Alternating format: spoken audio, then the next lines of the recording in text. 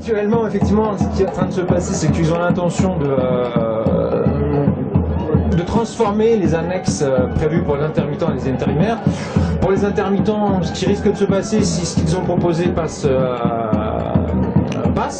on risque de se retrouver en fait avec tous les intermittents précaires qui vont disparaître et qui ne seront plus dans le processus d'intermittence, donc qui vont devoir travailler et être au RSA, alors qu'a priori normalement quand même ils aimeraient bien vivre de leur métier.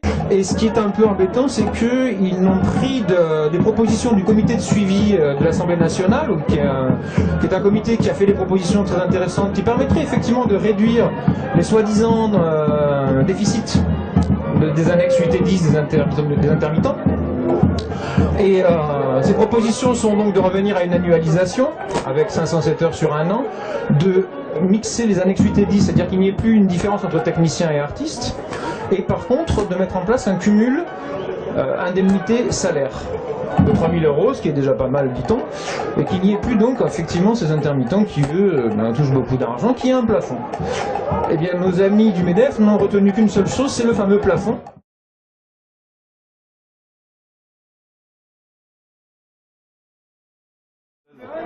Ensuite, si aujourd'hui on vient devant la préfecture, c'est pour aussi dénoncer la collusion entre l'État et le MEDEF, qui clairement privatise et libéralise, alors que nous, ce qu'on réclame, c'est que l'État joue son rôle d'arbitrage et qui mette en avant le droit social et pas le droit des patrons et du capitalisme. Mais après, le problème, c'est que ça va au-delà du statut d'intermittent, du régime d'intermittent, c'est que c'est tous les salariés qui sont attaqués par rapport à ça.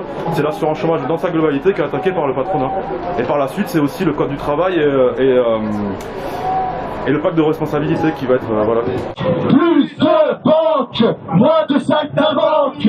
Plus de banques, moins de saltimbanques. Le secteur culturel est un secteur porteur de l'économie française. Il correspond à peu près 3,5% du PIB. Donc c'est un vecteur essentiel de l'économie et surtout c'est un secteur où il y a des emplois qui ne sont pas délocalisables.